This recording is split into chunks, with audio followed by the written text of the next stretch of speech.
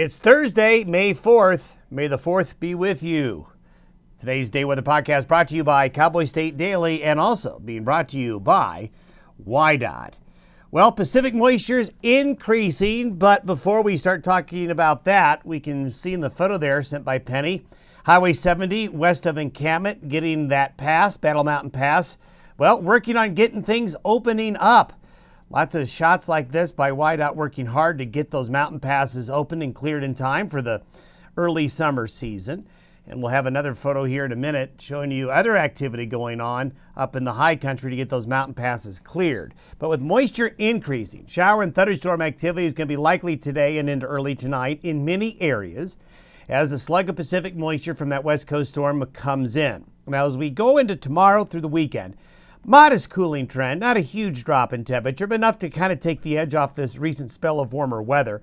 And with instability and moisture around, scattered showers and afternoon thunderstorms are going to be possible just about anywhere. And that's going to be the case heading into early next week. This is a typical May pattern where you're going to have enough instability and moisture around that showers could pop up here, they could pop up there, and you'll have the occasional thunderstorm as low pressure coming off the west coast will spread out and just kind of hang around the western United States for a good part of next week.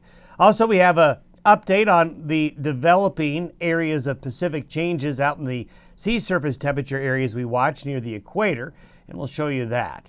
Here's a great shot by Matt Edwards coming out of US 14, Highway 14A, out of the northern Bighorns, of those rotary plows working hard to get 14A open.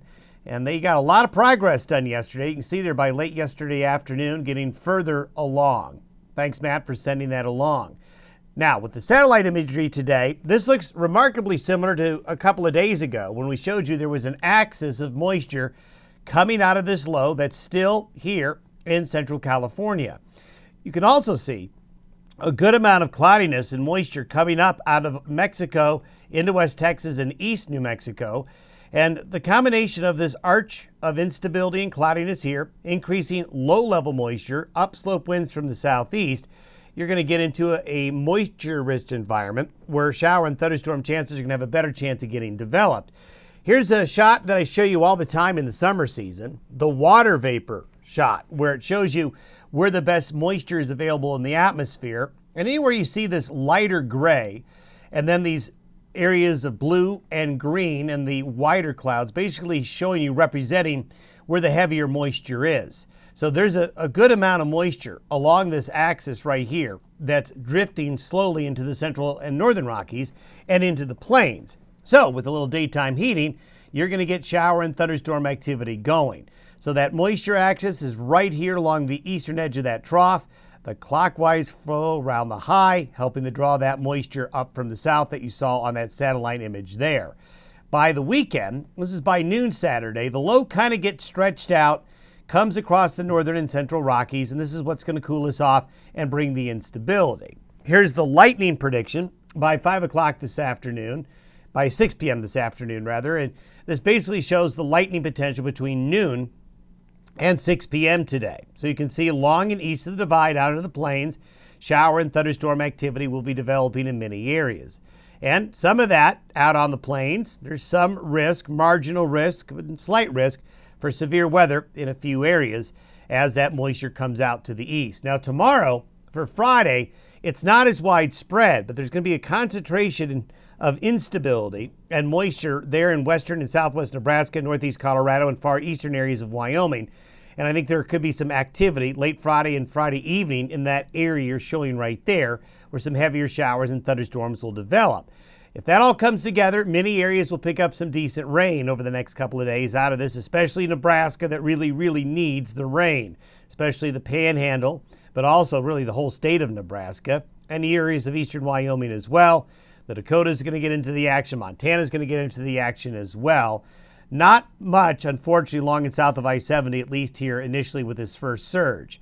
With the rain and the melting snow, those creeks, rivers, and streams are on the rise.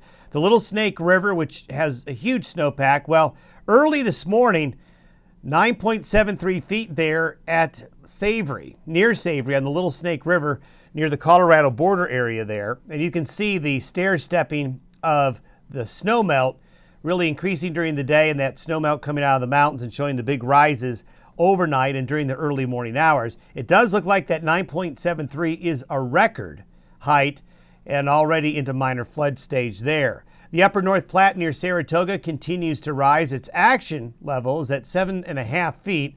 And even though the prediction is keeping it below that, probably the prediction is going to be wrong. And we're going to be around here by the next couple of days on the upper North Platte with the warm temperatures and that melting mountain snowpack continuing. Wanted to give you a quick update on what the sea surface temperature anomalies are like. Look at that subtropical Pacific there near the equator. It's not an El Nino yet. We're in what's called the neutral status or La Nada. It's not a La Nina, it's not an El Nino, but certainly those sea surface temperatures are getting warmer. Of note, notice the blue here along the west coast. This cooler temperature regime right here is going to act as a little bit of an air conditioner for the beginning of the summer season for the Pacific Northwest and California, maybe keeping temperatures down a little bit on the west coast here for the rest of May and into early June. So that'll be maybe getting California off to a bit of a cooler start. Now, if we were to compare to where we were a year ago, look at where we were a year ago. Look at that difference.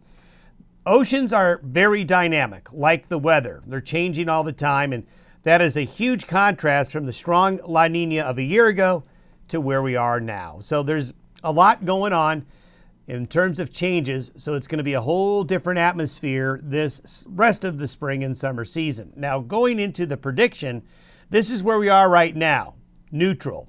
We don't really have any significant temperature anomaly out there in the subtropical Pacific. This green line represents all the different models. All those squiggly lines are all the different models right here and their predictions of what sea surface temperature anomalies should do.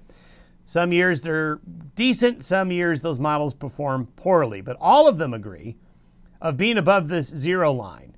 And if we do go along this prediction right here, by late summer and early fall, we should be at least into a weak El Nino status, so that still is going on. Have yourself a good Thursday. We'll see you tomorrow.